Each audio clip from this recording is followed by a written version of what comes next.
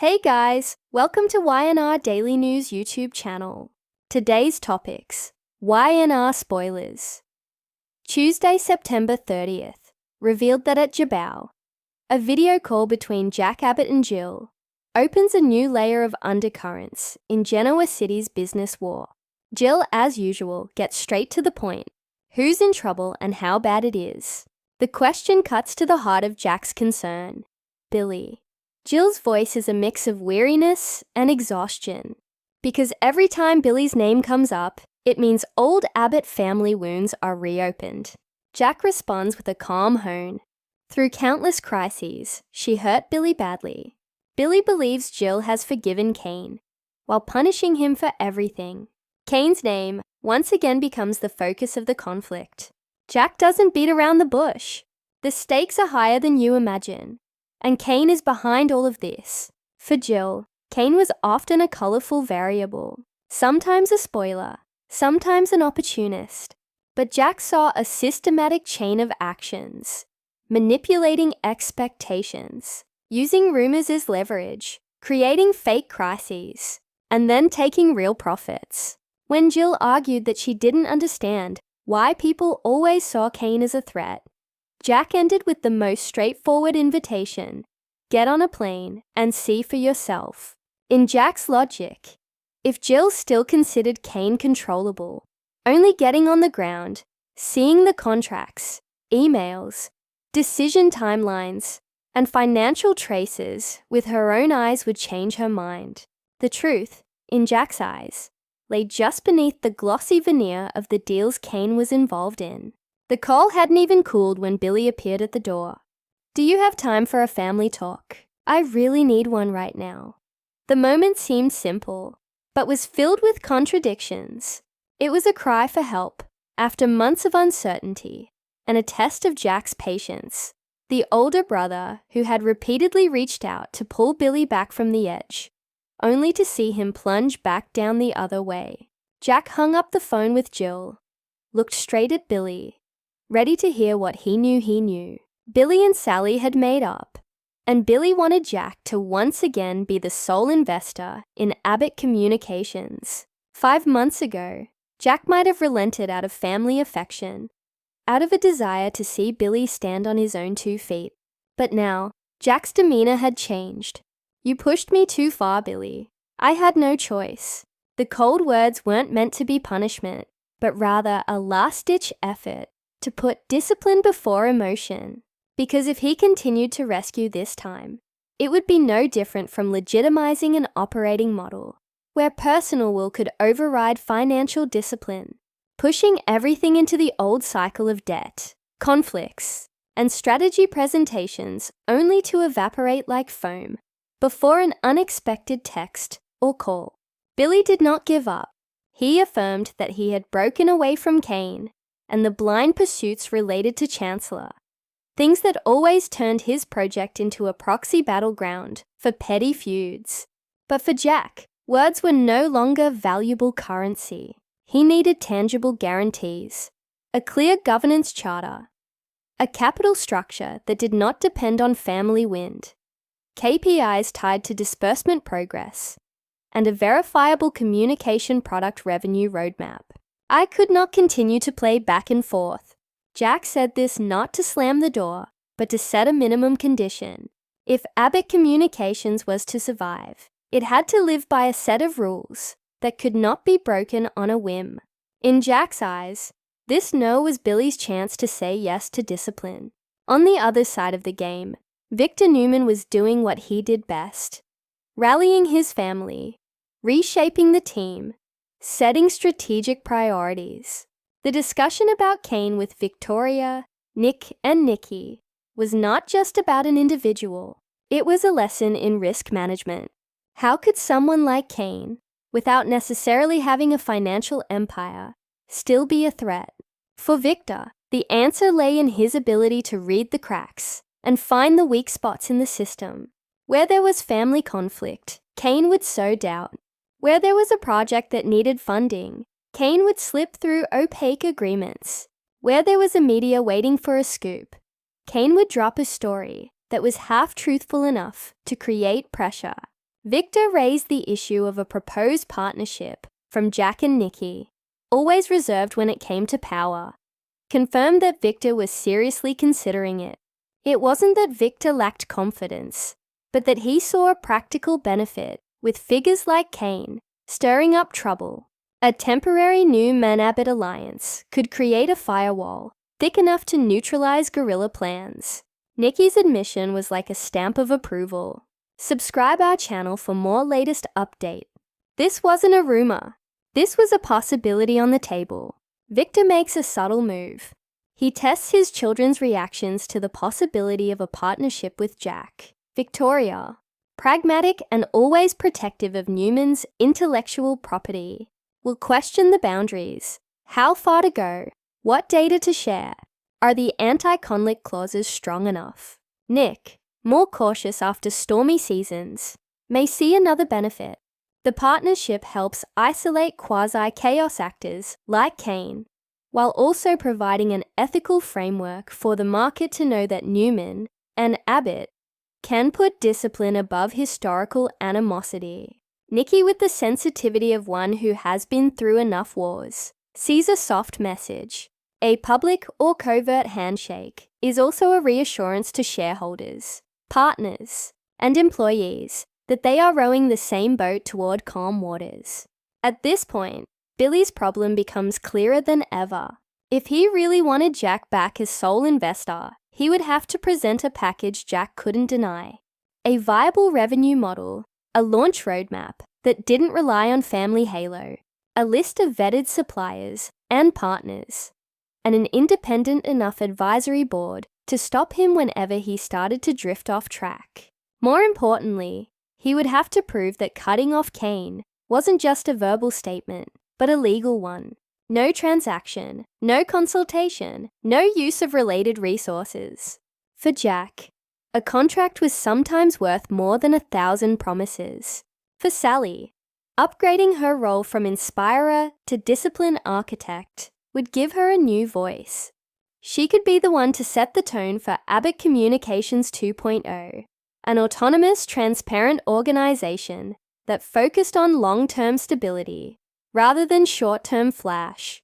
And if she does, Sally will turn her long-standing doubts about herself into a coming-of-age story, a journey from chaos to structure, from improvisation to discipline. And Kane, as the discipline landscape closes, his space shrinks. Word games, makeshift alliances, and vague sponsorship promises are hard to come by in an environment of clear contracts, clear KPIs, and the Newman-Abbott alliance. Albeit on some lines, that is forming, but Kane is never one to give up early. He can try to reinterpret the story, play the role of emergency solution provider when a rival is in trouble, or push the rumor mill to create a fake crisis. The difference this time is if Jack, Jill, Billy, Sally, Victor all side with discipline, all of Kane's shortcuts will close with unprecedented speed. As night fell over Genoa City after a day of calls, negotiations, and awkward no, the picture became clear. Jack no longer saved Billy by pouring in more money. He saved him by laying down the rules. Victor did not seek to crush his opponents with a sudden storm. He built a breakwater with a defensive corporate structure. Jill no longer had room for business romance. She had to choose the evidence. Sally did not just hold Billy's hand. She had to hold the legal hand. And Billy, if he wanted another chance, had to prove that the allure of discipline was strong enough to keep him on track, even when the impulse called again. The story was open-ended, not because it lacked an ending, but because the real ending would be shaped by the first decision each made the next morning, whether discipline was a lifeline or a wall to climb. If they chose the lifeline, Abbott Communications could return to an enduring identity. If they choose the wall, the city will witness a familiar cycle where old names repeat old roles, and someone like Kane, while not the strongest, still knows how to make people mention him in the next emergency call. Next, as soon as Claire Newman decided to kick Kyle Abbott out of Newman, The power undercurrents in Genoa City rose immediately. The decision was not simply a personnel move. It was a declaration of a new order that Claire wanted to impose on the Newman Empire. Kyle, who was trying to position himself as an agent of change in a new environment, became the first victim of a cold and calculated restructuring. Claire understood that if she wanted to keep up the pace against both visible and hidden opponents, she had to eliminate any variables that could slow down the speed of decision-making. Kyle, with the Abbott legacy on his shoulders and complicated family connections, was such a variable. The tension between Claire and Audra Charles did not end, but instead escalated with each step Newman took. Audra has always been an opportunist, flexing the line between friend and foe to maximize her benefits. Subscribe our channel for more latest update. But this time, Claire did not give her the space to show off as before. Claire had already set up a strategic framework. Protect core assets, consolidate internal information, speed up the project approval process, and tighten the decision-making process so that only the voices of those she absolutely trusted could be heard.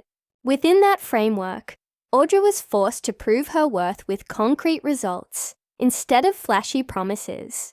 Two smart, fierce women, both aiming for a position of influence in the Newman structure. Conflict was inevitable. One side considered control essential Claire.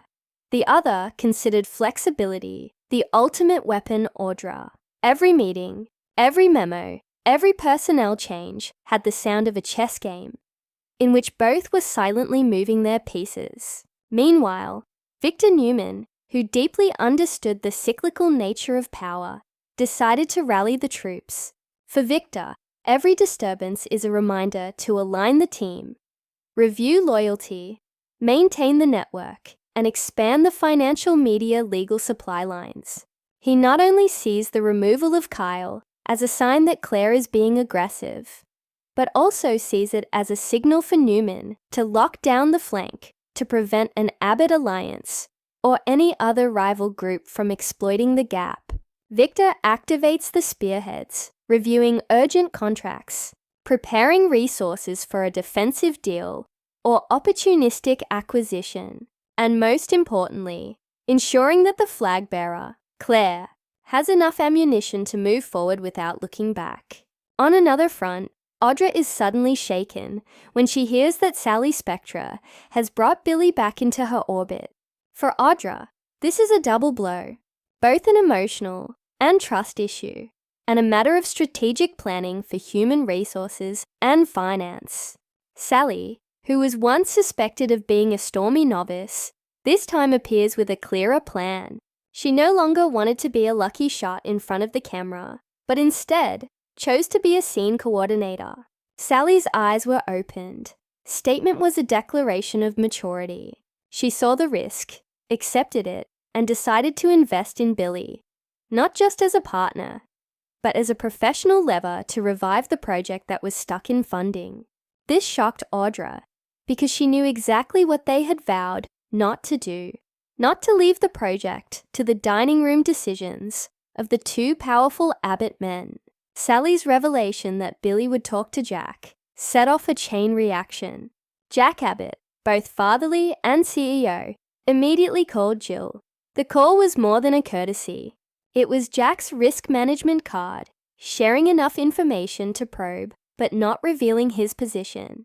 However, the move disappointed Billy, because in Billy's eyes, whenever Jack got on the phone with Jill, things would shift from bold startup to cautious strategy, and he would have to accept a series of constraints. If Abbott Communications was truly to be resurrected, Billy knew he needed more decision-making space, not surrounded by the legacy of family feuds and creditors of the past.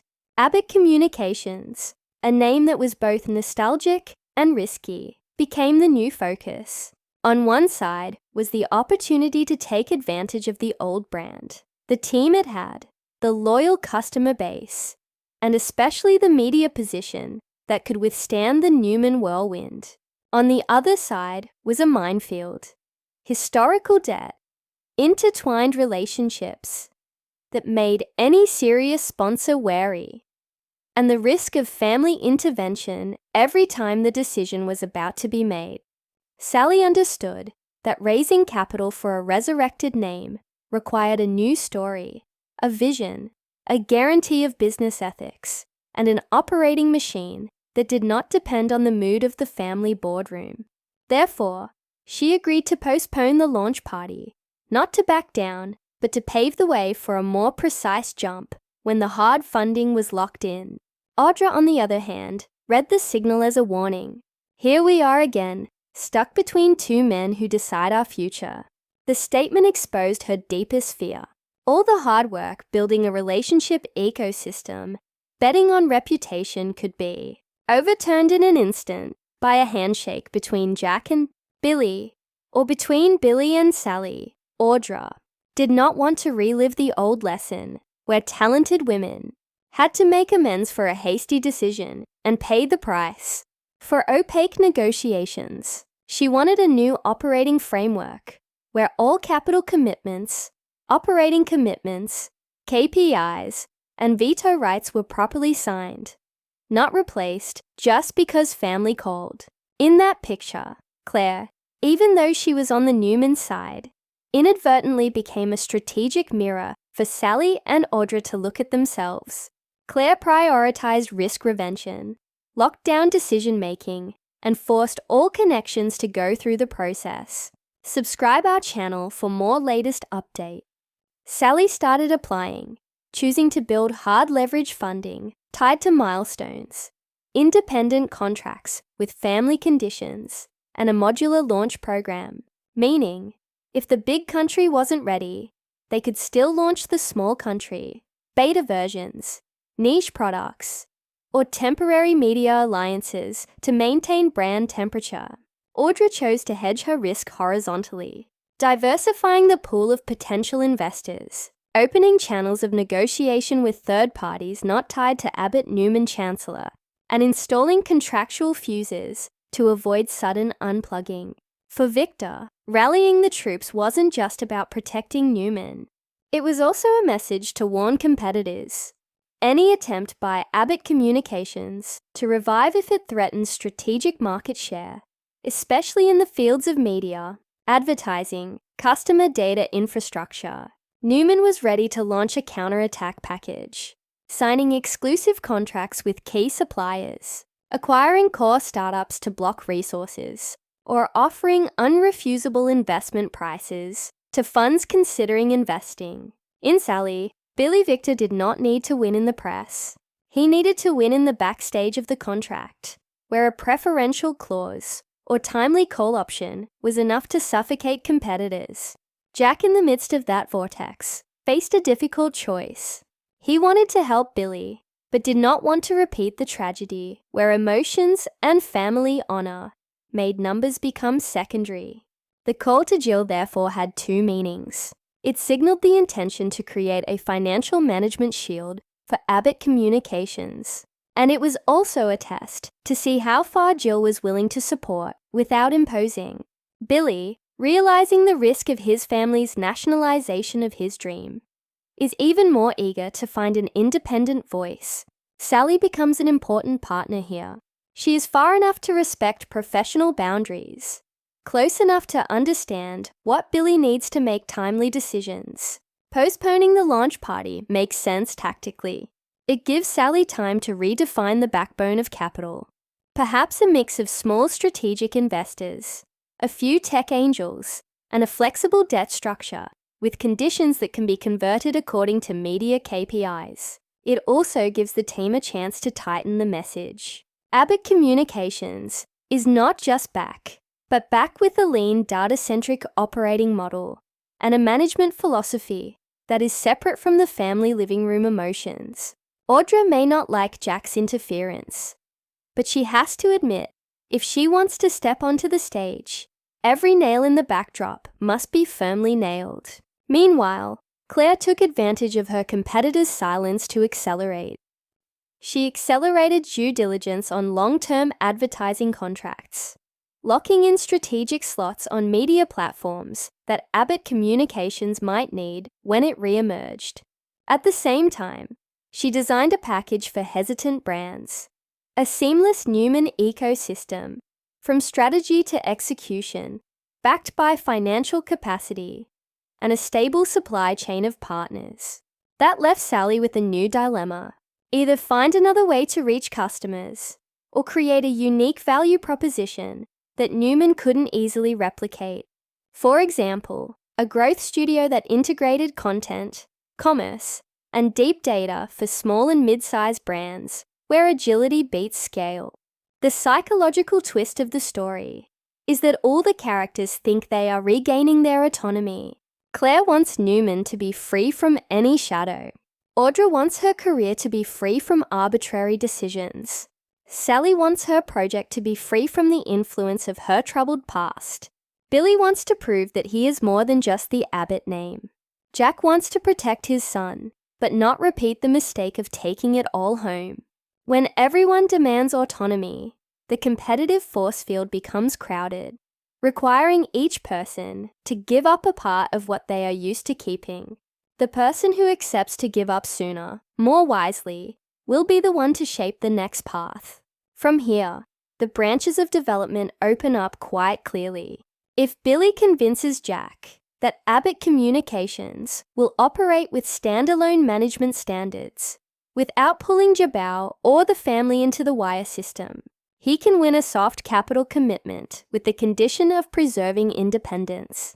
If Sally keeps up the pace and closes one or two outside investors, e.g. tech or e-commerce funds, she will push the rebirth story out of the new Manabot loop, creating a new identity that is difficult to preempt.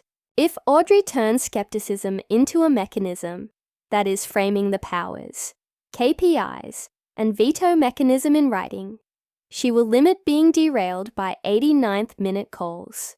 And if Claire locks in a few more infrastructure resources, Abbott Communications, when it returns, will have to choose a niche, avoid direct confrontation, thereby spending a lot of time accumulating heat.